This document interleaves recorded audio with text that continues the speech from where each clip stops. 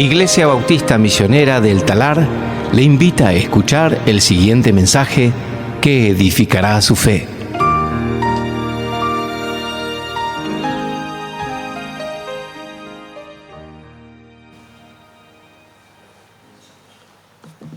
Vamos a abrir en Lucas capítulo 6, versículo 14.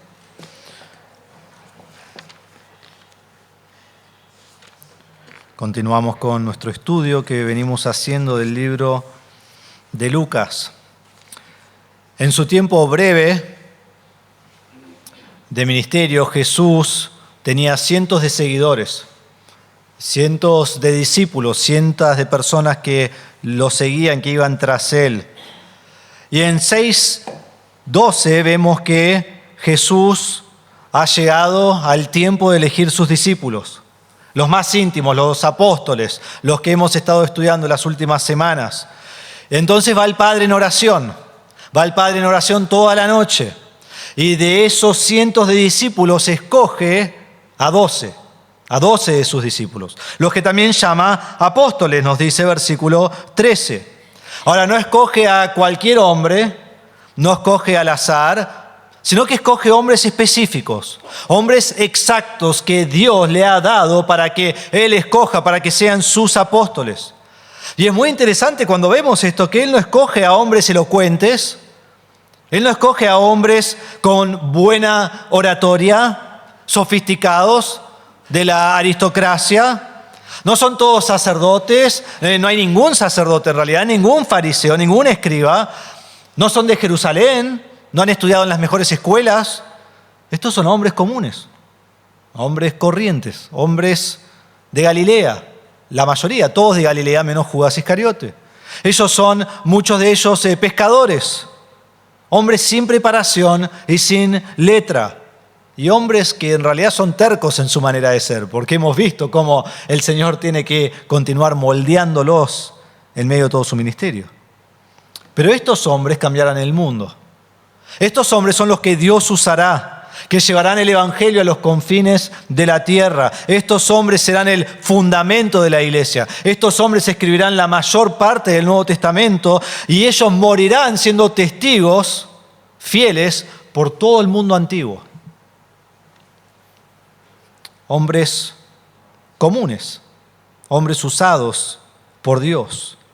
Y cuando las naciones reciban el Evangelio y miles escuchen y se arrepientan y crean en Cristo como su Salvador y las iglesias sean establecidas y el fundamento haya sido también establecido y fundado en la Escritura, ninguno de estos hombres puede asumir la gloria. ¿Saben por qué?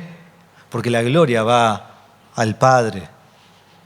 Como dice 2 Corintios 4:7, la extraordinaria grandeza del poder sea de Dios, Entonces, hombres comunes, el primero que vimos fue Simón, a quien también llamó Pedro. Fue un hombre impulsivo, un hombre débil, un hombre de poca fe, fue un hombre dudoso, orgulloso, de autoconfianza, fue un hombre vacilante. En un momento afirma la deidad de Cristo y en otro momento está estorbando el plan de Cristo. En un momento confiesa que va a morir por Cristo y en otro momento niega a Cristo. Es un hombre de absolutos. Recuerdan que él dijo, jamás te acontezca, jamás vayas a la cruz, jamás me lavarás los pies, nunca te negaré. Es un hombre de absolutos, porque está absolutamente perdido en lo que dice, ¿no? Pero él llega a ser lo que Jesús quiere que sea. Pedro, una piedra firme, valiente, estable, con coraje, lleno de fe, humilde, con dominio propio. Y Dios lo va moldeando para que él sea el líder que Dios quiere que sea cuando comienza la iglesia. Y en Pentecostés Pedro es otra persona.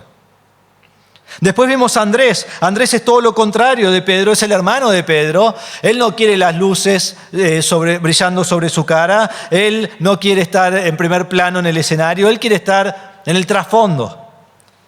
Y había una cosa que aprendimos de Pedro.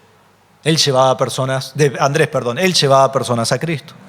Lleva a Simón a Cristo, lleva al joven a Cristo, lleva a los griegos a Cristo. Ese es Andrés. Después hay dos hermanos más, uno es Jacobo, el otro es Juan. Estos son llamados Boanerges, que son los hijos del trueno. Son hombres efusivos, impetuosos, celosos, apasionados, fervientes. No te querés meter en su camino, ¿sí? Quieren que el fuego descienda y consuma a los samaritanos. Juan dice, ellos echan fuera demonios, pero no son de nuestro equipo, entonces no se lo permitimos. Y siempre están iniciando y siendo el centro de todas las discusiones acerca de quién era el mejor o el mayor en el reino de Dios. Pero los dos terminan dando su vida por el Señor. Jacobo es el primer mártir que muere de todos los apóstoles. Cuando Herodes Agripa el primero quiere detener la iglesia, detener el evangelio, mata a Jacobo, lo decapita. Aunque eso no logró lo que él quería, pero lo mata. Y Jacobo muere llevando personas a Cristo. Y Juan aprendió a equilibrar su trueno, mientras que él estaba predicando la verdad con el amor de Cristo. Y aprendió ese equilibrio, porque él era todo verdad, verdad, verdad y no amor.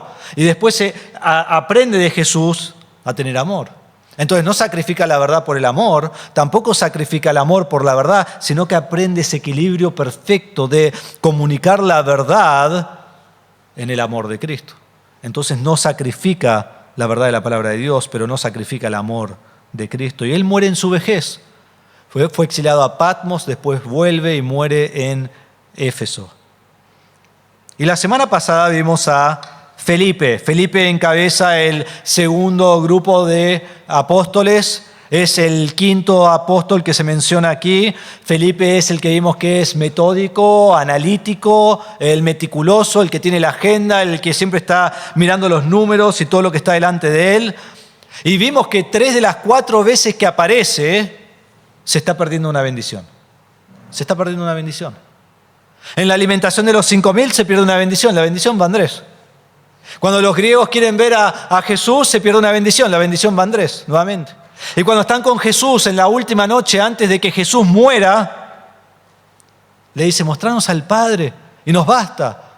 Y Jesús lo reprende y dice, 3 años estuviste conmigo y vos no entendés que verme a mí es ver al Padre, perdiéndose de bendiciones. Pero Felipe también sería alguien que daría su vida por la causa de Cristo, por la causa del Evangelio, que otros lleguen a conocer a Cristo como su Salvador. Entonces, con tan solo estos 5 apóstoles que hemos visto hasta ahora, el Evangelio está siendo esparcido por el mundo antiguo. Entonces, quiero mostrarle un poquito. Aquí tenemos un mapa, ¿sí? Lo volví a traer, algunos quizás lo recuerdan, lo vimos hace unos años atrás. Y acá tenemos a Jerusalén, ¿sí? Así es donde ellos comienzan. Pedro lleva el Evangelio a distintos lugares, pero sabemos, aunque sea, que él llegó a Roma, porque allí es donde él va a ser decapitado. Entonces él lleva el Evangelio a este lugar. Andrés lleva el Evangelio a Rusia, luego lleva el Evangelio a Ucrania y lleva el Evangelio a Rumania. Y sabemos que él muere en Acaya, que es parte de Grecia, y allí murió crucificado.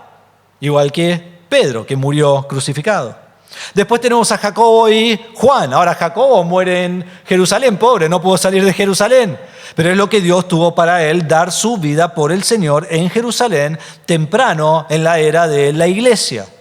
Y después Juan lleva el Evangelio a Éfeso y allí permanece por muchos años hasta que es exiliado a Patmos, donde lo dejan para morir, pero después el próximo emperador lo trae de nuevo. Y allí muere en Éfeso, ministrando a los hermanos allí en la iglesia que Pablo estableció. Y después tenemos a Felipe. Y Felipe lleva el Evangelio quizás a muchos lugares, pero especialmente sabemos que él va a Hierápolis. Que Hierápolis está al norte de Laodicea, que es una de las 7 iglesias que están como en una U a las que escribe Juan en el libro de Apocalipsis. Entonces allí él va a llevar el Evangelio y él muere o por crucifixión o por apedreo o por las dos. No estamos seguros, no tenemos buen relato de la historia de cómo él llega a la muerte. Pero todos estos hombres, los apóstoles, son llamados por el Señor, son preparados por el Señor y llevan el Evangelio al mundo antiguo y mueren por la causa de Cristo. Hoy conocemos a Natanael. Y Natanael es un verdadero israelita en quien no hay engaño. Un verdadero israelita en quien no hay engaño. Ahí están buscando en la lista, ¿no? ¿Dónde está Natanael? ¿Sí? ¿Quién es? Ahora ustedes saben cómo es su pastor, ¿no? Su pastor va a seguir la lista. Entonces se imaginan quién es. Pero vamos a estudiarlo un poquito, vamos a ver quién es. Porque en estas 4 listas no se menciona a Natanael. Pero en Juan sí se menciona. ¿Sí? Se menciona a Natanael 2 veces. Y se nos dice que Natanael es uno de los 12. En Juan capítulo 21, versículos 1 al 3, dice que 7 de los discípulos de Jesús estaban allí en el mar, alrededor del mar de Galilea. ¿Y saben quién estaba? Natanael. Entonces sabemos que Natanael es uno de los 12, pero la pregunta es, ¿cuál de ellos es? Entonces, Natanael se menciona 2 veces en la Biblia, las 2 veces en Juan. Una vez en Juan 1 y otra vez en Juan 21. Él abre el libro, él cierra el libro, ¿sí? Allí son las veces que él se menciona. Entonces vamos a ver quién es por proceso de eliminación. En Juan 1 es mencionado con Andrés, con Pedro y con Felipe. En Juan 21 nos dice esto, no lo hemos visto, entonces lo leo. Estaban juntos Simón Pedro, Tomás, llamado el Dídimo, Natanael de Caná de Galilea, los hijos de Zebedeo y otros 2 discípulos. Entonces ahí es mencionado con Pedro, con Tomás, con Jacobo y con Juan. Entonces ya podemos decir que no son ninguno de esos, porque es mencionado al mismo tiempo como una persona diferente a ellos. Algunos dicen que es Mateo, pero nosotros hemos visto el testimonio de Mateo.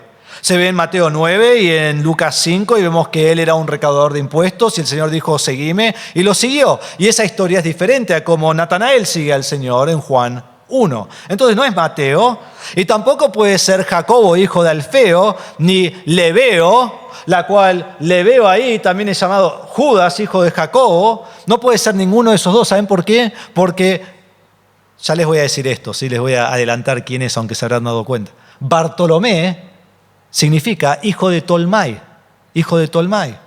Así que estos otros son hijo de Alfeo, hijo de Tadeo. No puede ser ninguno de esos 2 y no puede ser Mateo, así que eliminamos a ellos. Y obviamente no es Judas Iscariote, porque Judas Iscariote toma su vida antes de la crucifixión de Cristo y Natanael aparece en Juan 21, ¿sí? Entonces no puede ser Judas. Entonces nos deja con 2 personas, Simón el Celote y Bartolomé. Y noten que en cada una de las listas de los evangelios está Felipe, Bartolomé. Y si van conmigo a Juan capítulo 1, que es donde vamos a estar esta mañana en realidad, Juan capítulo 1, van a ver que en el momento que Felipe conoce al Señor, ¿qué hace? Va Natanael. Es el primero al que va. Y vemos una y otra vez que estos 2 hombres están unidos todas las veces que se habla acerca de ellos. Entonces por eso yo concluyo que es Bartolomé, y los eruditos de la historia apoyan esa decisión, ¿sí? Ahora, si vos crees que sea Simón el Celote, bienvenido sea. Pero creo que es Bartolomé. Entonces su nombre es Natanael Bartolomé, Natanael hijo de Tolmai. Natanael significa Dios ha dado. Como vimos, no es mencionado mucho en la Biblia, solo en Juan capítulo 1 y en Juan capítulo 21. Entonces voy a hablar brevemente de Juan capítulo 21 porque eso nos da el origen de Natanael. No tienen que ir ahí, pero pueden escuchar. Después de la muerte y resurrección de Cristo, Jesús dijo, vayan a Galilea y espérenme ahí porque allí voy a ir. Entonces los discípulos van a Galilea. Cuando están en Galilea, Pedro dice, me voy a pescar. Vuelvo a mi vida antigua, me voy a pescar. Y los discípulos que están allí con él, que son 7 en total con Pedro, dicen, bueno, nosotros vamos con vos a pescar. Entonces se menciona a los discípulos y uno de ellos que ya leí es Natanael y nos dice que es de Caná de Galilea. Entonces nosotros sabemos exactamente de dónde es Natanael. También es de Galilea, pero está un poquito más apartado de Betsaida y de Capernaum. Él es de la ciudad de Caná. ¿Recuerdan Caná? Caná es el primer lugar donde Jesús hace un milagro. Es el lugar donde Jesús convierte el agua en vino. Y es allí que nos dice Juan 2:12 que hace el principio de señales y manifiesta su gloria y muchos creen en él. Eso es en Caná. Ahora, Caná fue una ciudad chiquita, pequeña. una ciudad sin prestigio, una ciudad no conocida. Es más, si no fuera por el milagro de Jesús ahí, nunca hablaríamos de Caná, porque no tiene importancia. Ninguna ruta importante pasa por Caná. Nadie jamás iría a Caná, a menos que sea de Caná. ¿Sí? Era así de chiquito. Entonces ese es el lugar de donde es Natanael. Y al mirar su trasfondo, una cosa más que quiero notar es su relación con Felipe. Su relación con Felipe. Vemos en Juan capítulo 1 que Felipe y Natanael son amigos muy cercanos. Podríamos hasta decir que son estudiantes juntos de la Biblia. Ellos estudian la Biblia los dos el uno con el otro. Y cuando Jesús encuentra a Felipe, Felipe se da vuelta y le dice, hemos hallado a aquel de quien hemos estado estudiando, aquel que conocemos, aquel que hemos leído. Y vemos que ya aquí aparecen juntos, en los sinópticos aparecen juntos. Si lees las tradiciones de la iglesia de los primeros siglos, siempre están mencionados juntos. Son dos personas que siempre están alineados. Entonces tenemos a Pedro y Andrés, hermanos, que están unidos. Tenemos a Jacobo y Juan, hermanos, que están unidos. Y ahora tenemos a Felipe y Natanael. No son hermanos, pero son como amigos de alma, ¿no? Y están unidos también. Y su unión está basado en las Escrituras. Entonces este es el trasfondo de Natanael. Ahora vamos a meternos en Juan capítulo 1, versículo 45 en adelante, y vamos a ver primero la afirmación de Natanael en este pasaje. La afirmación de Natanael en versículo 45 es donde arrancamos. Felipe encontró a Natanael y le dijo, hemos hallado a aquel de quien escribió Moisés en la ley y también los profetas, a Jesús de Nazaret, el hijo de José. Sabemos que desde el versículo 43 es varios días de ministerio de Juan el Bautista y después Jesús. Y Jesús encontró a Felipe, halló a Felipe y en el momento que lo halla le dice, sígueme. Y entonces Felipe es como que se da vuelta y dice, le tengo que decir a Natanael. Entonces va a Natanael y le dice, lo hemos hallado a aquel. Hemos hallado al Mesías, hemos hallado al que estamos esperando. Y dice acá, el que escribió, de quien se escribió la ley de Moisés. Y si volvemos a Deuteronomio 18, 15 al 18, dice que Dios levantaría a un profeta, y este profeta es el Señor Jesucristo. Entonces dice, aquel de quien escribe la ley de Moisés ha venido. Y aquel que escriben los profetas, Isaías y Ezequiel y Malaquías y Sofonías y todos estos profetas del Antiguo Testamento, el Mesías ha llegado. El Mesías que es el cumplimiento del Antiguo Testamento. Todo el Antiguo Testamento apuntaba a la venida del Mesías a establecer su reino. Ha llegado, es Él. Y Natanael habrá pensado, bueno, aleluya, gloria a Dios, llegó, no lo puedo creer. Entonces le dice quién es. Le dice quién es. Y antes de que le diga quién es, yo pienso que Natanael está listo para conocer al Señor, ¿sí? Por lo que vamos a ver en el pasaje. ¿Ha estudiado el Antiguo Testamento? ¿Sabe quién es el Mesías? ¿Está esperando al Mesías? Y es como que el campo de su alma está preparado para la cosecha. Está listo. Entonces Felipe le dice, a Jesús, el hijo de José de Nazaret. A Jesús de Nazaret. Ahora, nosotros no estamos estudiando el libro de Juan, pero si estuviéramos estudiándolo, y si querés saber más, el pastor Javier lo está predicando en Don Torcuato, lo pueden escuchar por Spotify o por YouTube. Pero si estuviéramos estudiando el libro de Juan, vamos a notar que parte del propósito de Juan en escribir es mostrar que Jesús es 100% hombre, que Jesús es Dios encarnado. Y en Juan capítulo 1, él comienza mostrando esto en los primeros versículos, diciendo que Jesús es el verbo preexistente. Jesús es eternamente Dios, igual con el Padre. Y este verbo, quien es Dios, versículo 14 nos dice que se hizo carne, se hizo hombre. Y no solo se hace hombre, pero aquí en versículo 45 dice que es el hijo de José, es el hijo de un carpintero, es un hombre común y corriente. Y no solo es el hijo de José, pero él viene de Nazaret. Y nosotros no sabemos mucho de Nazaret, pero sí aprendemos algo de la respuesta a Natanael. Miren lo que le dice Natanael. En vez de decir, wow, hallamos al Mesías, ¿qué dice? ¿Puede algo bueno salir de Nazaret? Vemos el prejuicio de Natanael. ¿Puede algo bueno salir de Nazaret? ¿Qué está diciendo? Todo lo que es de Nazaret es despreciable. No vale nada. No nos importa. No queremos saber nada con aquello que sale de Nazaret. Es más, Felipe, ¿no te acordás que el Mesías viene de Belén? No viene de Nazaret, viene de Belén. Nazaret es chiquito, es despreciable, nada bueno sale de allí.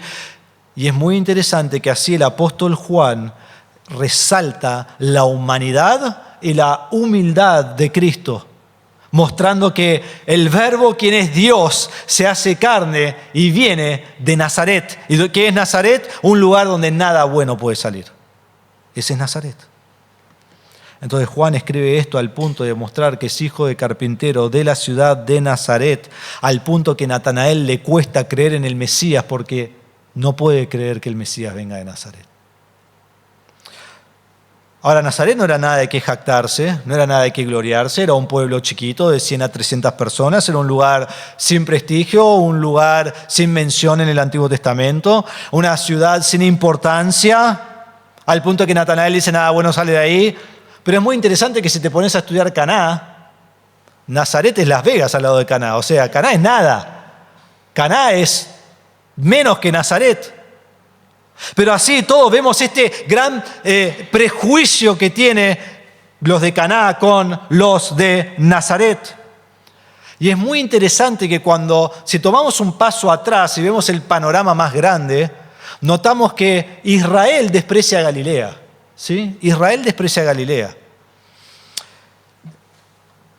En Juan capítulo 7 están reunidos los fariseos y sacerdotes y dice así, Nicodemo, el que había, 7:50, Nicodemo, el que había venido a Jesús antes, va Jesús en Juan 3, y que era uno de ellos, les dijo, ¿acaso juzga nuestra ley a un hombre a menos que le oiga primero y sepa lo que hace? Está hablando de Jesús.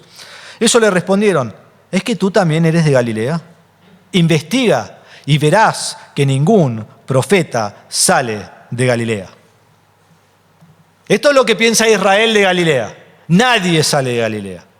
Nadie va a venir de Galilea y actuar como que es el Mesías. Despreciaban a Galilea. Y ahora cuando nos acercamos a Galilea, vemos que aún Caná, una pequeña ciudad, ¿qué hace? Desprecia a Nazaret. Desprecia a Nazaret. Entonces aquí se ve la profundidad de este prejuicio, la profundidad de la humildad de Cristo, quien es Dios y viene a Nazaret. ¿Hay algo bueno en Nazaret? La pregunta lleva a la respuesta no. A que Felipe diga, no, sabés que tenés razón. No hay nada bueno en Nazaret. Y es más, la cristiandad llegaría al punto de ser llamada la secta de los nazarenos, ¿sabías? En Hechos 24:5 dice, pues hemos descubierto que este hombre, Pablo, es verdaderamente una plaga y que provoca disensiones entre todos los judíos por el mundo entero y es líder de la secta de los nazarenos. Desprecian a Galilea, desprecian a Nazaret, prejuicios en contra a ella. Y Felipe dice, no, nada bueno sale de Nazaret. Natanael, ¿sí? A veces los nombres se van a confundir. Natanael no puede creer que el Mesías venga de Nazaret. Y es como que le cierra la puerta y dice, no, perdón, Felipe, no puede ser así. No viene de ahí. Los dos conocemos bien nuestro Antiguo Testamento. Un autor dice, para Natanael era inconcebible que el Mesías viniera de un lugar tan vulgar como Nazaret. Era un lugar inculto, lleno de maldad, corrompido y habitado por gente pecadora. Natanael simplemente no podía pensar que algo bueno saliera de allí. Sin embargo, se olvidaba que él mismo venía de un lugar igualmente despreciable. Entonces se cree superior porque él es de Caná, pero Caná es lo mismo que Nazaret. Es lo mismo. Y rechaza al Mesías. Hermanos, los prejuicios son muy dañinos en la obra de Dios. Son muy dañinos. Pero no son imposibles de superar. Para nada. Y estos prejuicios existen hoy en día.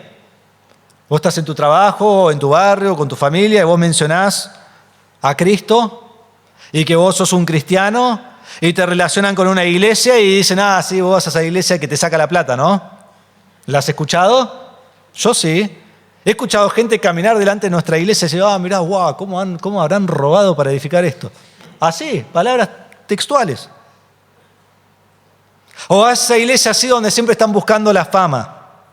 O donde te prometen prosperidad, pero nunca cumplen. En realidad el único que tiene prosperidad es el pastor, mientras que los demás están cada vez más pobres. O te prometen sanidad, pero que nunca se realiza, porque cada vez que vos estás mal o tenés a alguien que está mal, no sanan a nadie, siguen con el mismo problema. O están metidos en las noticias y hoy en toda clase de documental de pecado sexual y abuso sexual y que salió esto y que salió lo otro. Y todas estas cosas son parte de los prejuicios que el mundo tiene hacia el mundo cristiano. Y lamentablemente sus prejuicios no están tan lejos de la realidad de lo que se ve. Hay muchos prejuicios. Yo soy pastor, le digo a alguien que soy pastor y ya les veo la cara, ¿no? ¿Qué chorro que es este? Así, porque es un prejuicio. Y vos decís, sos creyente, lo mismo. Y la iglesia, no, nunca voy a la iglesia, son todos hipócritas, ese es el prejuicio. O bautista, no vayas a entrar a una iglesia bautista. Acordate que no creen en el Espíritu Santo. ¿Sí? ¿Cuántas veces escuchaste eso? Un prejuicio. Por las dudas, aviso que creemos en el Espíritu Santo, ¿sí? Y es como que no podemos argumentar con estos prejuicios. ¿Cómo respondemos a eso? Bueno, miren lo que dice Felipe. Ven y ve. ¿Vos tenés ese prejuicio? Vení a mirar por vos mismo. Vení a ver. ¿Tenés un prejuicio contra el cristiano, pero leíste la Biblia? Te dicen, sí, la leí completa. Bueno, ¿la entendés? Hacer el examen, ¿no? Bueno, Génesis, ¿de qué se trata? ¿Y Éxodo? ¿Y Levítico? ¿Qué hay un libro que se llama Levítico? No, ni van a saber. Decirle, vení y ve, vení y lee conmigo, yo te enseño, yo te muestro, fíjate. En nuestra iglesia no creen en el Espíritu Santo, ¿sabes que no sé? Bueno, vení, fíjate. Pregúntale al pastor si creen en él o no.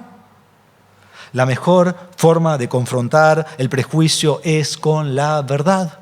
Es con la verdad, con los hechos. Invítalo a que venga y vea en las Escrituras, invítalo a que venga y vea en la iglesia. Felipe le dice, ven y ve. Y Natanael, quien comienza con esta pregunta, ¿puede algo bueno salir de Nazaret? Que en realidad es una afirmación. Viene y ve. Viene y ve. Y será la afirmación de Felipe que lo va a traer a Cristo de una manera asombrosa. Entonces vamos a ver esta afirmación de Cristo. Versículo 47.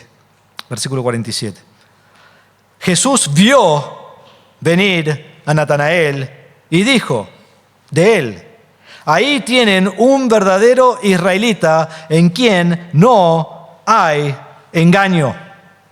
Esta es la afirmación que Cristo hace de Natanael. Lo ve venir, está viniendo hacia él y esta afirmación nos parece extraño.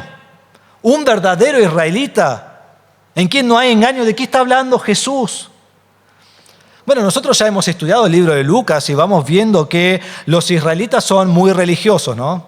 Muy religiosos, pero son falsos, son mentirosos. Muchos de los religiosos son hipócritas y viven una vida de engaño a la vista de todos los hombres, pero en realidad su vida ante Dios no es buena. Su apariencia es pura, pero su corazón está contaminado. Sus labios alaban a Dios, pero su corazón está lleno de pudrición. Es a estos que Jesús dice en Mateo 23, 7 veces, ay de ustedes, fariseos hipócritas. Déjeme leer uno, cuando le pronuncia juicio. Ay de ustedes, escribas y fariseos, hipócritas, que son semejantes a sepulcros blanqueados, que por fuera lucen hermosos, pero por dentro están llenos de huesos, de muertos y de toda inmundicia. Esto es Israel, estos son los líderes religiosos, estos son los que guían la gente a Dios. De afuera, qué lindo que es, pero no abras, ¿sí? No abras ese ataúd, no mires adentro, está todo podrido, hay huesos, es feo. Pero Jesús ve a Natanael y miren lo que dice, en este hombre no hay engaño. Ahora, Natanael es pecador, Natanael necesita un Salvador. Jesús no está diciendo que no es sin pecado. Él no fue perfecto, pero Jesús podía ver su corazón y él dice, este hombre es verdadero, este hombre es sin engaño. No lo voy a leer, pero si fuéramos un poco más adelante, a Juan capítulo 2, versículo 23 al 25, dice que muchos creyeron en él después de sus milagros y nos dice el final del versículo, pero él conocía lo que había en el interior del hombre. Él sabe que es mentira. Creen con los labios, pero no en el corazón. Y este Jesús, quien conocía el interior del hombre, conoce el interior de Natanael. ¿Y qué dice de él? Es un hombre honesto, es un hombre íntegro, es un hombre sincero, es un hombre que está esperando la venida del Señor, es un israelita auténtico y verdadero, como muy pocos. Hermanos, no hay muchas frases más alentadoras que esta, que Cristo vea tu corazón y diga, allí hay un hombre, una mujer verdadera, sin engaño. ¡Wow! ¡Qué hermoso sería! ¡Wow! Natanael realmente fue un hombre de Dios. Si Jesús lo dice, sabés que está seguro. Fue un hombre de Dios. Ahí hay un verdadero israelita sin engaño. Entonces vemos la sorpresa de Natanael en versículo 48. Natanael le preguntó, ¿cómo es que me conoces? ¿Cómo es que me conoces? Antes de que Natanael haya dicho algo, antes de que se presenten, antes de que se saluden, Jesús revela la profundidad de su corazón. Está viniendo Natanael y Jesús le dice, vos sos alguien que es verdadero, un verdadero israelita. Él nunca ha visto a Jesús en forma humana normal, diríamos, ¿no? Jesús nunca lo ha visto a él, aunque vamos a ver que sí lo vio. Entonces él queda totalmente sorprendido por el conocimiento de Cristo, por la omnisciencia de Cristo. ¿Cómo sabe este hombre la profundidad de mi corazón? ¿Cómo es que me conoces? ¿Qué te dijo Felipe? Te estuvo hablando de mí, ¿no? Pues yo sé que te encontraste con él. ¿Qué te dijo? Y en versículo 48 dice, antes que Felipe te llamara, esto responde Jesús, ¿no? Antes que Felipe te llamara, cuando estabas debajo de la higuera, te vi.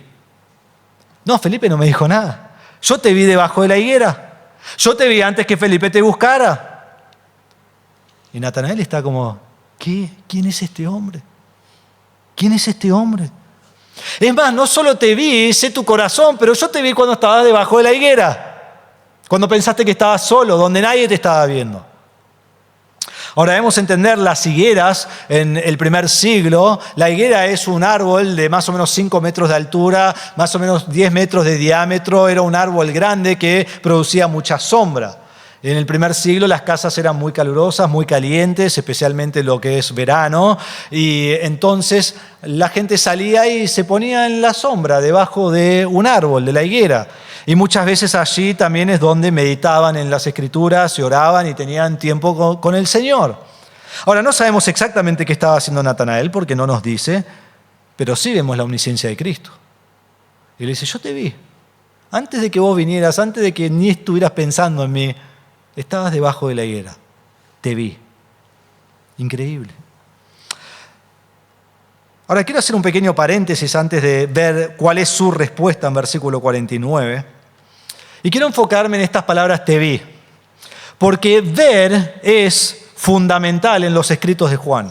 Es esencial en todo lo que él escribe. Juan quiere que vos entiendas que él fue un testigo ocular de Cristo y que otros fueron testigos oculares de Cristo. Es muy importante para su evangelio, muy importante. Es más, en 1 Juan capítulo 1 al 3, dice lo que existía desde el principio, lo que hemos oído, lo que hemos visto con nuestros propios ojos. Versículo 2, y la vida, Cristo, se manifestó, nosotros lo hemos visto y damos testimonio.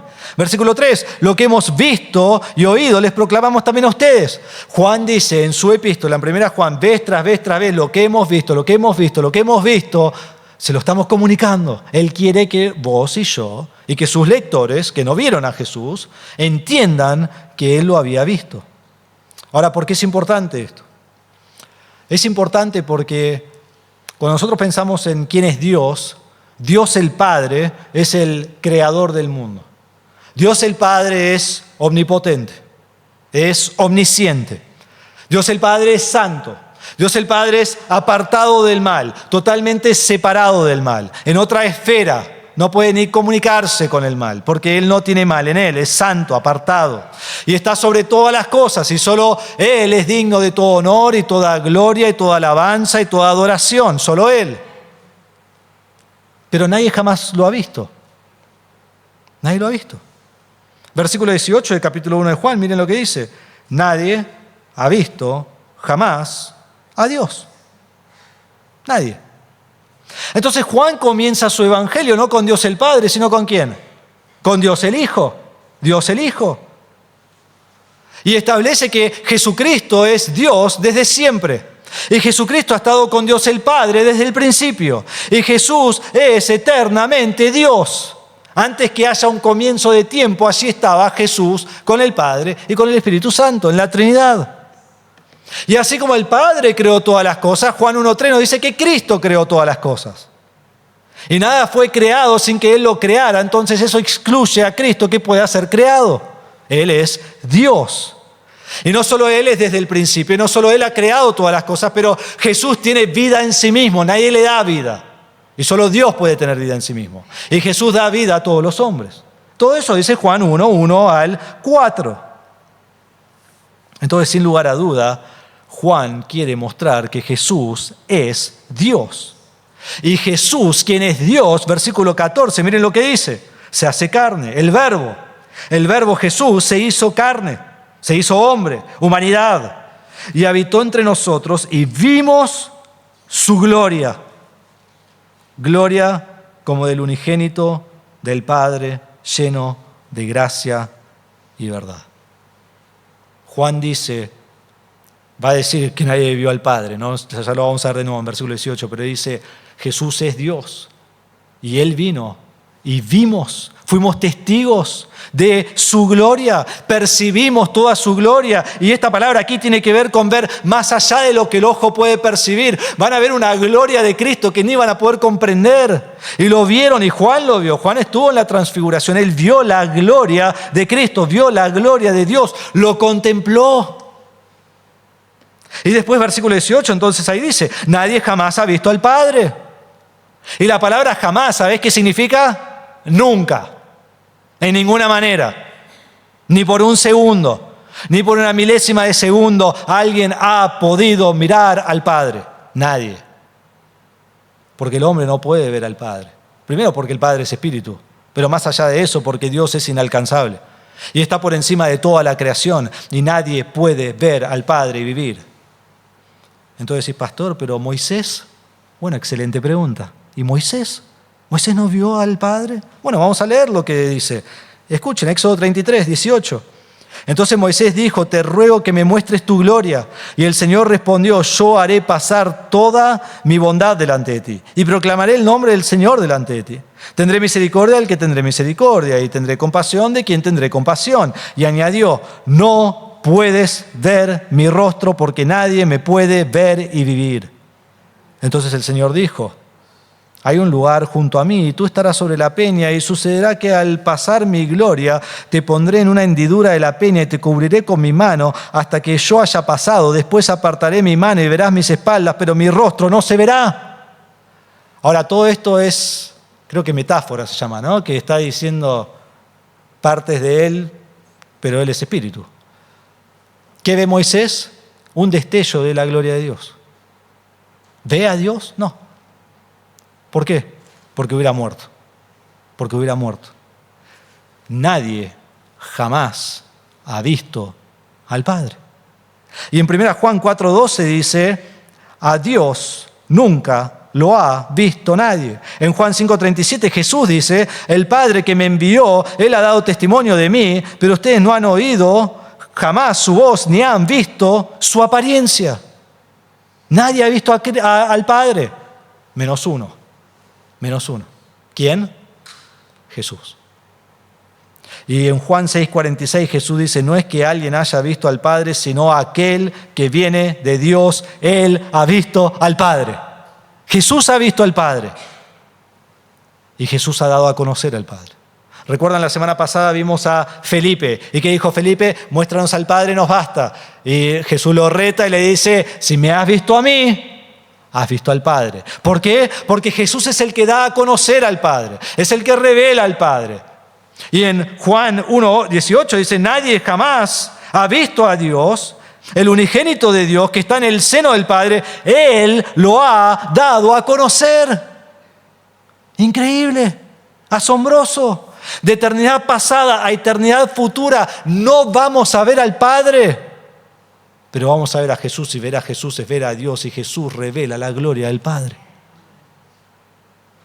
Y un día también nosotros, aunque no vemos a Cristo hoy, lo veremos y veremos la gloria de Dios. Entonces todo el Evangelio de Juan está estableciendo que ver a Jesús es ver al Padre. Pero no solo eso, sino que Juan también conecta el ver con creer. Ver con creer. Déjenme mostrarles. Juan el Bautista lo vio. En versículo 29 dice, al día siguiente Juan vio a Jesús. En versículo 33 Juan vio a Jesús. Y en versículo 34, ¿cuál es su conclusión? Este es el Hijo de Dios. Andrés y Juan, en capítulo 1, versículo 39, ven a Jesús. ¿Y cuál es su conclusión? Versículo 41. Pedro, hemos hallado al Mesías. En capítulo 4, la mujer samaritana está con Jesús, cree en Jesús. Y luego va a la ciudad y dice, vengan y vean, ¿no será este el Cristo? En Juan capítulo 6, versículo 14, Jesús hace el milagro de alimentar a las 5.000 personas, hombres, ¿no? Más otras personas, unos 15 a 20.000. Y dice 6:14, al ver la señal, dijeron verdaderamente, este es el profeta. Vieron y creyeron. Cuando Lázaro es resucitado, dice, al ver la resurrección de Lázaro, muchos creyeron en Cristo. Cuando Jesús muere y resucita, la tumba está vacía, van Pedro y Juan corriendo hasta la tumba, y Juan corre, llega primero, mira adentro, ¿y qué dice? Vio y creyó. Y también Pedro. María Magdalena nos dice en Juan 20:18 que ella vio a Cristo y luego fue y anunció esto a los discípulos. Y los discípulos estaban como, no, estos son disparates, esto no es así. Entonces Jesús se le presenta a los discípulos y ellos lo ven y se regocijan. ¿Por qué? Porque han creído. Creyeron todos menos uno, ¿no? Tomás. ¿Por qué no creyó Tomás? Porque no vio. Y dice, no, hasta que yo no meta mis dedos en sus manos y en su costado no puedo. Entonces Jesús aparece de nuevo. Tomás, vení, acá están mis manos, mete los dedos, acá está mi costado. Y Tomás dice, Señor mío, Dios mío, cree, porque ve. Y Jesús le dice, tú has creído porque has visto. Entonces Juan lo que hace es dar testimonio tras testimonio tras testimonio de ver y creer, ver y creer. Quiere que todos los que lean entiendan que muchos han visto al Señor y eso es suficiente para creer en Cristo. Pero nosotros decimos, bueno, pero nosotros no hemos visto. Lo hermoso del Evangelio de Juan es que ver no significa creer. ¿Sí? Dicen, el pastor me está mareando ya. Ver no es creer. ¿Por qué digo eso? Porque hay muchos que lo vieron que no creyeron. Muchos. En Juan 6:30 la multitud pregunta ¿qué señal hará Jesús para que veamos y creamos? Y Jesús le dice, aunque me han visto, no creen. En Juan 15:24 Jesús dice, si yo no hubiera hecho entre ellos las obras que ningún otro ha hecho, no tendrían pecado, pero ahora las han visto y me han odiado a mí y también a mi Padre. El incrédulo del primer siglo vio a Jesús y lo odió. Todos los que gritaron para crucificar a Jesús vieron a Jesús y lo odiaron. Y así como ver a Jesús es ver al Padre, odiar a Jesús es odiar al Padre. Vieron y no creyeron. Entonces vamos a nuestro pasaje de nuevo y ver todo lo que habla acerca de ver, que es clave. En versículo 46, ¿puede algo bueno salir de Nazaret? Ven y ve, le dice Felipe. En versículo 47 Jesús vio venir a Natanael. En versículo 48 Natanael dice, ¿cómo me conoces? Porque bajo la higuera te vi. Omnisciencia, antes de que vos vinieras a mí. Y cuando Natanael vio que Cristo lo vio de manera omnisciente, cree en él. Y versículo 50 Jesús le dice, porque te dije que te vi debajo de la higuera, ¿crees? Y después en versículo 50 dice, cosas mayores que estas verás. Y no solo eso, 51, en verdad les digo que verán el cielo abierto. Natanael, vos vas a ver cosas increíbles y vas a ver a Dios en toda su gloria. Y vez tras vez tras vez están viendo. Todo el pasaje está lleno de lo que Juan quiere hacer en este evangelio. Y el evangelio de Juan es veraz porque Juan ha visto al Señor y es Él quien escribe acerca de Cristo. Pero habiendo dado toda la evidencia ocular acerca de Cristo y acerca de Dios, Juan termina su evangelio citando a Jesús. ¿Y qué dice Jesús? Dichosos los que no ven y creen. ¿Y quiénes son esos? Los lectores de Juan. ¿Por qué le escriben 80 o 90 después de Cristo? El 99% no ha visto a Cristo. ¿Y para quién escribe? Para nosotros. Gracias a Dios. Y esta es la razón que Juan escribe, para que no viendo podamos creer. Lo que Juan vio y creyó, dice en Juan 19:35, y él que lo ha visto ha dado testimonio, y su testimonio es verdadero, y él sabe que dice la verdad, para que ustedes también crean. Y cuando da el propósito del libro, dice, pero estas cosas se han escrito para que ustedes crean. ¿Quién? Los que no han visto. Que Jesús es el Cristo, el Hijo de Dios, y para que al creer tengan vida en su nombre. Y en 1 Juan 4 dice, y nosotros hemos visto y damos testimonio de que el Padre envió al Hijo para ser el Salvador del mundo. ¿Qué han visto? Que ha venido Jesús y Jesús es el Salvador. Y podés confiar en nuestro testimonio porque es verdadero. Pero lo más hermoso de todo, ¿saben lo que ocurre con los que creen? Verán. Los que creen verán. No tenés que ver para creer, pero hay una cosa segura. Si vos crees, vas a ver. En Juan 11:40, Jesús le dice a Marta, antes de la resurrección de Cristo, de Lázaro, ¿no te dije que si crees, verás la gloria de Dios? En Juan 3:36 dice que el que cree en Él tiene vida eterna, pero el que rehúsa creer no verá la vida. Entonces el que cree ve la vida. Creer es ver. Yo te pregunto, ¿vos has creído en Cristo?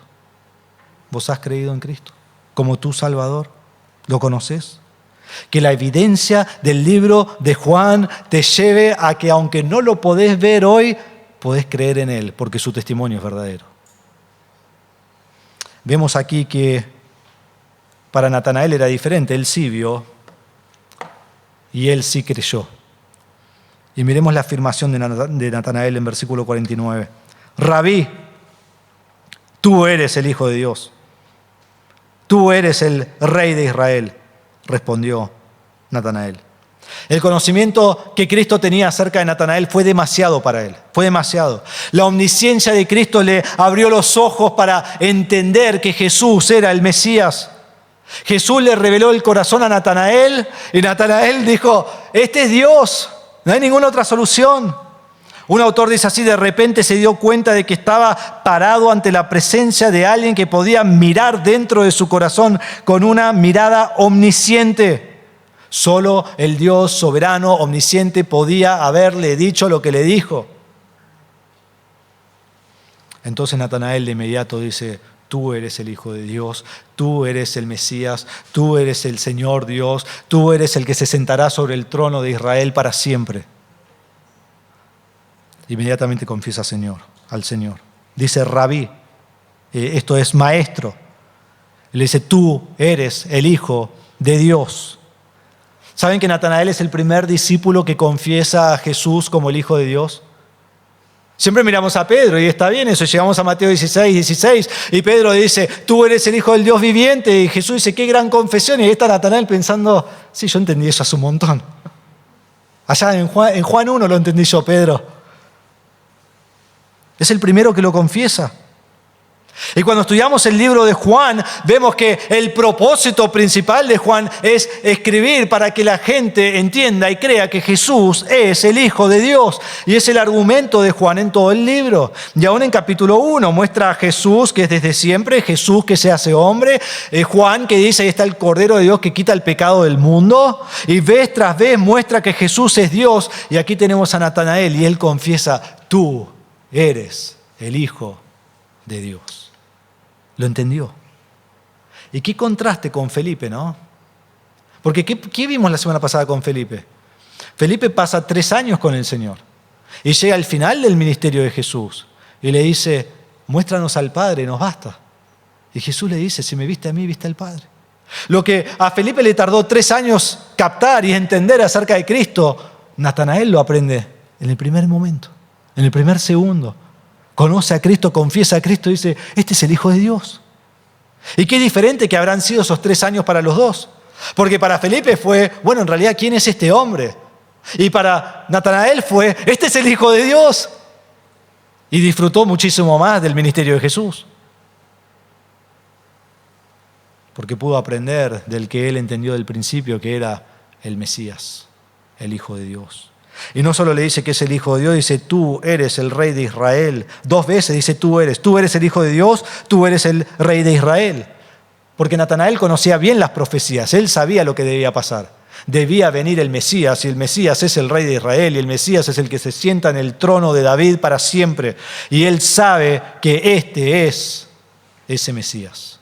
Esa es la afirmación de Natanael. Entonces vemos en tercer y último lugar la promesa de Natanael. La promesa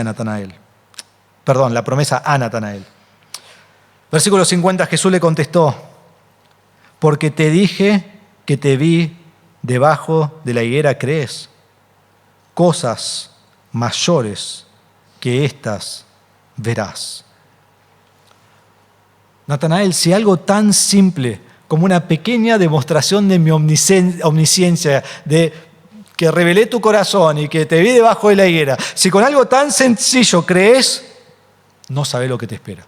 Si con algo tan sencillo vos confesás que Jesús es el Hijo de Dios, el Rey de Israel, que es la confesión más grande y más profunda que puede haber acerca del Mesías, no sabés lo que te espera. Si has creído por esto, abrochate el cinturón porque tenés un camino que te voy a llevar que va a ser magnífico.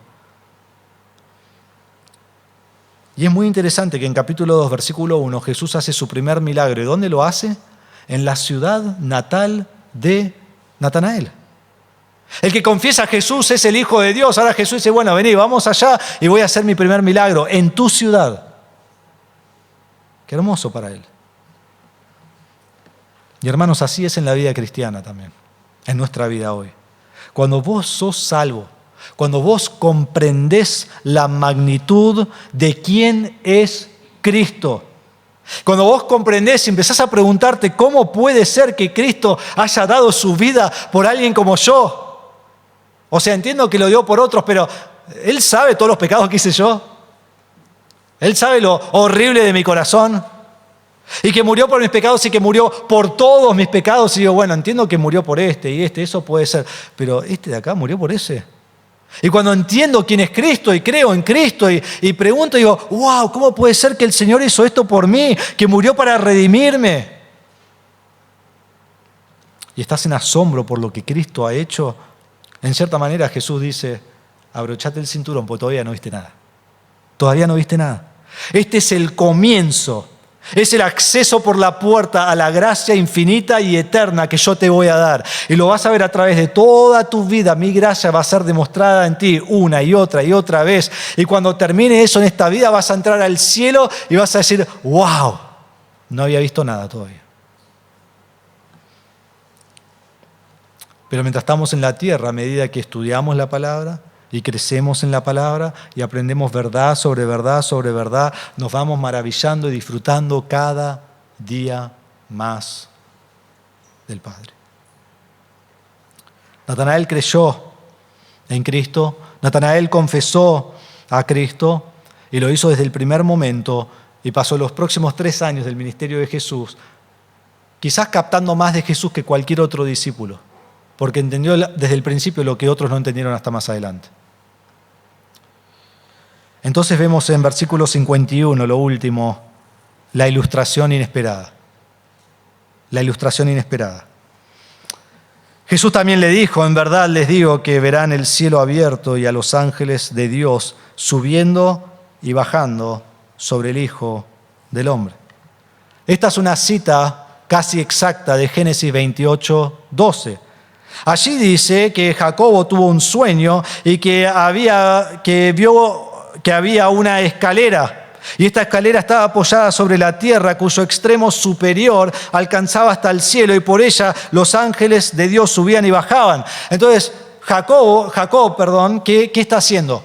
Jacob está huyendo de su hermano Esaú, porque él le robó la bendición. Isaac le iba a dar la bendición a Esaú, que era el primogénito, y la madre de Jacob dijo, no, esto tiene que ser para vos. Y entonces engañaron al padre, engañaron al hermano, el padre le da la bendición a Jacob y después Esaú lo quiere matar. Y ahora por su pecado de la madre y de Jacob, Jacob tiene que huir y se va a la casa de su tío. Pero el tío no vive a la vuelta, no vive lejos. Y en camino allí él se duerme. Y cuando él se duerme, él tiene un sueño, y en este sueño hay una escalera que está sobre la tierra, y esta escalera llega al cielo, y en esta escalera están subiendo y bajando los ángeles. Y justo después de que él está soñando esto, se aparece Dios, y Dios le promete lo que ya le ha prometido a Abraham en el pacto abrámico. Le promete una descendencia y le promete la tierra de su padre Abraham. Y después él despierta. Él despierta y dice así, en 16 al 17, despertó Jacob de su sueño y dijo, ciertamente el Señor está en este lugar y yo no lo sabía. Y tuvo miedo y añadió, cuán imponente es este lugar. Esto no es más que la casa de Dios y esta es la puerta del cielo. Y dice que llamó este lugar Betel, que Betel significa la casa de Dios. Para Jacob fue el lugar donde él se encontró con Dios. Y Dios allí le reveló su plan, lo que había prometido a su padre y a su abuelo. Ahora Dios se lo está dando a Jacob. Entonces Jesús cita este versículo. Pero cambia una sola palabra por una frase. Dice el versículo que estaban subiendo y bajando, no sobre una escalera, sino sobre el Hijo del Hombre. Sobre el Hijo del Hombre. Está diciendo que Jesús es esta escalera acá. Jesús es esta escalera, entre el cielo y la tierra. Entonces Él hace dos cosas. Primero, la forma de encontrarte con el Padre es por medio del Hijo. Es por medio del Hijo. Nadie tiene acceso al Padre sino es por el Hijo. Jesús dijo, yo soy el camino, la verdad y la vida. Nadie viene al Padre sino por mí. Pablo dice, hay un solo mediador entre Dios y los hombres. ¿Quién es? Jesucristo hombre. Entonces es Jesús quien da acceso al Padre. Pero al mismo tiempo es Jesús quien nos revela al Padre. Quien nos revela al Padre. Es Jesús quien hace lo que dice el versículo 18, que Él ha dado el Padre a conocer. Entonces Cristo revelará al Padre a nosotros por medio de su vida, su ministerio, su muerte, muerte y crucifixión, resurrección y exaltación. Entonces Cristo ha bajado a la tierra para revelar la gloria del Padre, y mientras viene acá a revelarnos lo del cielo, viene acá a salvarnos y redimirnos para llevarnos al Padre. Lo que está diciendo acá Jesús es increíble. Te vine a revelar y te vengo a redimir para llevarte al Padre. Eso es lo que Cristo viene a hacer. Y esto será completamente visible en 3 años de ministerio de Jesús con los discípulos. ¿Y cómo se refiere a Él mismo allí al final? Como el Hijo del Hombre. Ya hemos visto que esta es una frase preferida de Jesús de cómo se refiere a sí mismo. Es la frase que está arraigada en Daniel 7:13, donde dice que allí está el Hijo del Hombre, y dice que le fue dado dominio y gloria y reino para que todos los pueblos y todas las naciones y todas las lenguas le sirvieran, y su dominio es eterno, que nunca pasará, y su reino es uno que no será destruido. Este es el Hijo del Hombre. Este es Jesús. Nos revela al Padre y nos reconcilia con el Padre. Entonces la Biblia no nos dice más nada acerca de Natanael. Esto es todo. Esto es todo lo que sabemos. Juan capítulo 1, Juan capítulo 21. Según la historia de la iglesia, Natanael también llevó el Evangelio a varios lugares, llevó el Evangelio hasta Persia, que está ahí en lo que hoy es Irán. Llevó el Evangelio hasta la India, se extendió entonces al oriente. Se dice que tradujo el Evangelio de Mateo al idioma de la gente para que ellos tuvieran también allí el Evangelio. Y luego llevó el Evangelio a una Armenia. Armenia, ¿apareció ahí? Ahí está Armenia. Acá. Allí llevó el Evangelio. No se sabe con exactitud cómo murió. Algunos dicen que fue, y se escribe que fue metido en una bolsa, fue atado, fue echado al mar y así murió ahogado. Otros dicen que fue atado, golpeado, crucificado y luego decapitado. No sabemos, pero ¿sabes lo que sabemos? Elegimos la muerte, ¿no? Las dos son horribles. ¿Sabes lo que sabemos? Que sufrió martirio por llevar el Evangelio de Cristo. Por proclamar que Jesús es el Hijo de Dios, el Rey de Israel. Eso lo llevó a su muerte, esa proclamación. Y así Natanael, que significa Dios ha dado, él mismo da su vida por el Señor. Este es Natanael. Entonces, varias cosas sobre Natanael. Primero, es un estudiante de las Escrituras y amante del Dios de las Escrituras. Es un hombre en el cual no se halla engaño, un hombre verdadero, un hombre íntegro, un hombre con un corazón limpio y puro. Un hombre que esperaba la venida del Señor todo el tiempo y no lo puede creer cuando Jesús finalmente llega. Y cuando ve a Cristo y sabe que es Cristo, afirma: tú eres el Hijo de Dios, el Rey de Israel. Quizá vos estás aquí en esta mañana y nunca has afirmado eso. ¿Por qué no afirmás que Cristo es Dios? ¿Por qué no afirmás que Él es Señor? ¿Por qué no afirmás que Él es Rey? ¿Por qué no pones tu fe en Cristo para salvación tal como lo hizo Natanael? ¿Qué podemos aprender de Natanael? 3 cosas anoté. Quizás hay más, pero por lo menos 3. Primero, debemos ser estudiantes de la palabra de Dios. Debemos ser estudiantes de la palabra de Dios.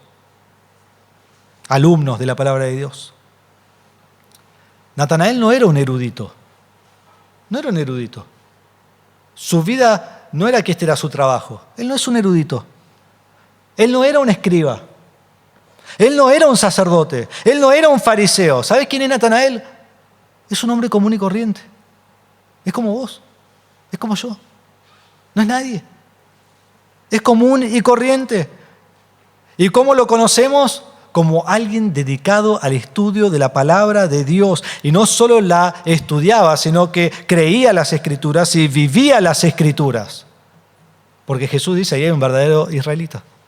Y eso me lleva al segundo punto. No solo debemos ser estudiantes de la palabra de Dios, debemos creer lo que la Biblia afirma y practicar lo que enseña. Debemos vivir lo que afirma y practicar lo que enseña. Porque es así que podemos vivir una vida honesta, una vida íntegra, una vida verdadera, una vida sin engaño ante el Dios Santo.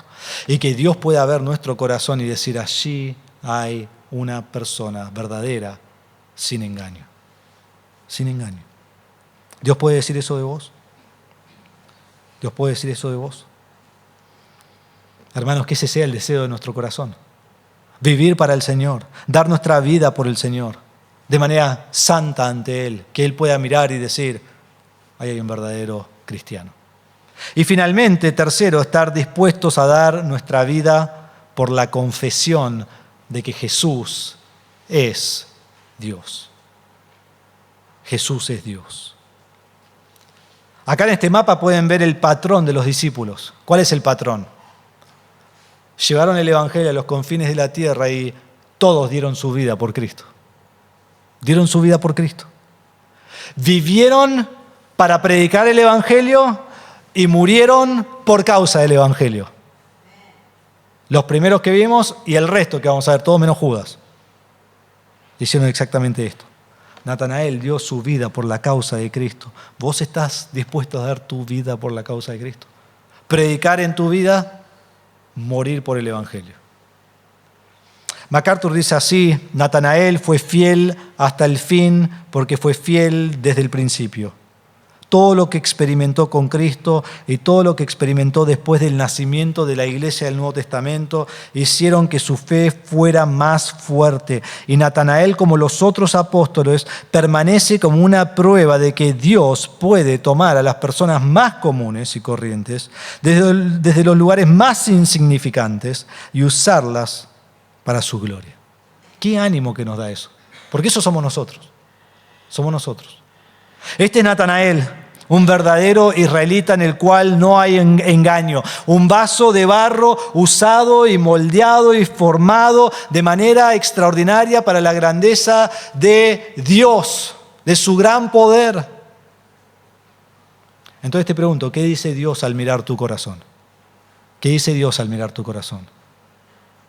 Sé honesto, sé verdadero, sé usado por la obra y para la obra de Dios. Vamos a orar.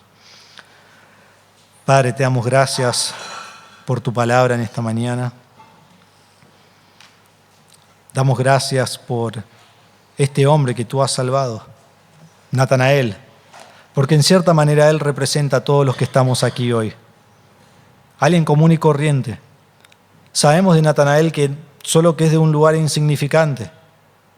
Tal como nosotros, si vamos por todo el mundo decimos que somos de Buenos Aires, la gente lo conoce, pero cuando le decimos que somos del Talar, o de Pacheco, o de Benavides, aún quizás de Don Torcuato, o de donde sea, Señor, nadie lo conoce. Somos personas insignificantes, somos personas comunes y corrientes, somos personas que alguien diría, ¿por qué Dios usaría a él o a ella? Pero qué hermoso, porque Natanael es un ejemplo de alguien que, sin ser un erudito, es alguien que estudiaba la palabra, amaba la palabra, alguien que tenía un corazón para el Señor. Y cuando conoce al Señor, confiesa a Cristo y termina dando su vida por Cristo. Padre, que este sea el deseo de nuestro corazón, que seamos hombres y mujeres verdaderos, sin engaño, para tu gloria. Y que tú nos uses de manera extraordinaria que hoy no podemos ni siquiera contemplar. Te damos gracias, Señor, por tu palabra. Te pedimos si hay alguien aquí que no conoce a Cristo, que haya visto a Cristo hoy revelado y que eso haya penetrado hasta su corazón, demostrándole que es un pecador, una pecadora y que necesita arrepentirse y creer en Cristo. Y así ser reconciliado a Dios por la obra de Cristo, que Él vino y murió en la cruz por su pecado y resucitó al tercer día para llevarnos al cielo. Te ruego, Señor, y te damos gracias que Cristo sí se ha revelado y que un día todos los que hemos creído le veremos, y qué hermoso va a ser verlo para siempre y adorarlo por la eternidad. Te damos gracias por tu palabra en esta mañana, en el nombre de Jesús. Amén.